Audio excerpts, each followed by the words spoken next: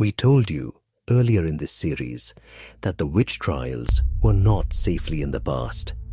We meant the literal witch killings of children happening now.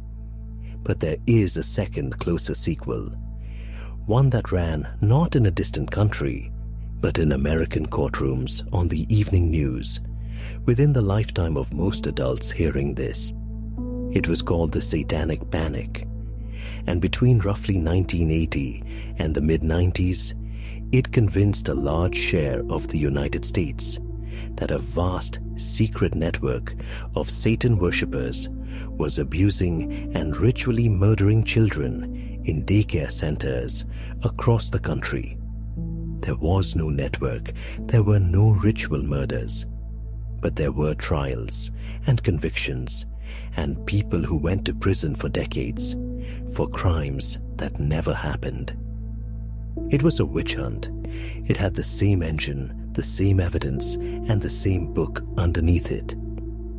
The panic has a startlingly specific origin. In 1980, a Canadian psychiatrist named Lawrence Pastor published a book called Michelle Remembers, co-written with his patient. Through so-called recovered memory therapy, she claimed to have uncovered memories of horrific abuse by a satanic cult. The book was a sensation.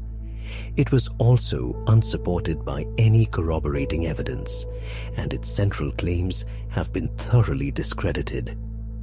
But it created a template and a market. It taught therapists what to look for, taught a public what to fear, and put a single electrifying idea into the culture: that beneath ordinary suburban life, Satanists were operating in secret, and only the believer could see them. That idea did not spread in a vacuum. Its carrier was a particular strain of American Christianity. The 1970s and 80s saw the rise of a theology of spiritual warfare, the belief in a world under literal, active assault by demonic forces. For a movement primed to see Satan as a real and present operator, Michelle Remembers was not a strange story. It was confirmation.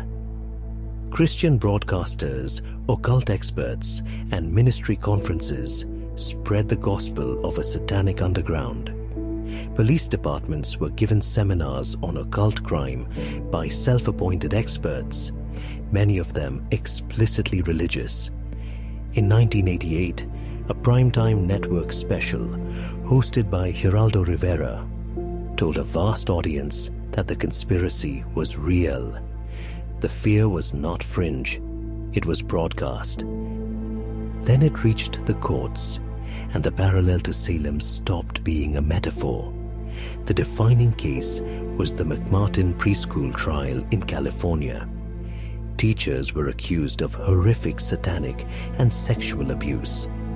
The evidence was the testimony of small children, testimony drawn out by therapists using leading, suggestive, relentlessly repeated questioning that taught the children what answers the adults wanted.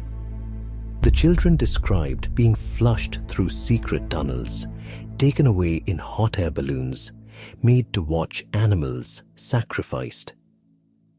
The investigation became the longest and most expensive criminal trial in American history to that point. And in the end, after all of it, no convictions. Not one.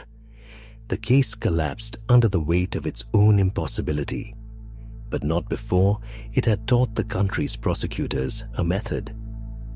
What made this a true descendant of the witch trials was the kind of evidence it accepted. At Salem, the courts admitted spectral evidence, testimony that the accused spirit had appeared and done harm, visible only to the accuser, unfalsifiable by design. The Satanic Panic ran on the modern equivalent. Recovered memories coaxed out in therapy. Both treated the absence of evidence as proof of how cunning the conspiracy was.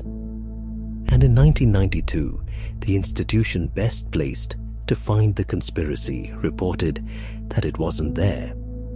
An FBI agent named Kenneth Lanning, who had spent years investigating, concluded that after thousands of allegations, there was no corroborated evidence of organized satanic ritual abuse. The underground did not exist. The believers had been hunting a thing that was never there, exactly as the witch-finders had. Now the number, honestly, unlike the witch trials, the Satanic Panic produced few corroborated deaths. Its toll is measured in wrongful imprisonments, and we will not inflate it into a body count it didn't have. But those imprisonments were real, and some were long. In Austin, Texas, Fran and Dan Keller were convicted in 1992 and served more than 2 decades before being freed in 2013. The medical evidence against them recanted by the doctor who gave it, and declared actually innocent in 2017. The West Memphis Three were arrested in 1993 and convicted the next year in a case saturated with satanic insinuation about the defendants' music and dress. They spent 18 years in prison, one on death row before their release.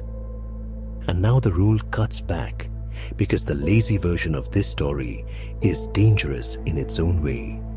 Child abuse is real. It is appallingly common, and for most of history, it was ignored and disbelieved, including, as we documented, in the files they kept by the churches themselves. The tragedy of the Satanic Panic is not only that it imprisoned the innocent, it is that it poisoned the response to the guilty. By teaching the public that abuse meant tunnels and robes and blood sacrifice, it made the real thing, the ordinary, unspectacular reality of a trusted adult and a child, easier to miss and easier to disbelieve. A generation learned to look for Satan and so looked past the man in the next room. The witch trials never needed witches. The Satanic Panic never needed Satan. It only needed the belief that he was out there, and a verse that said he was.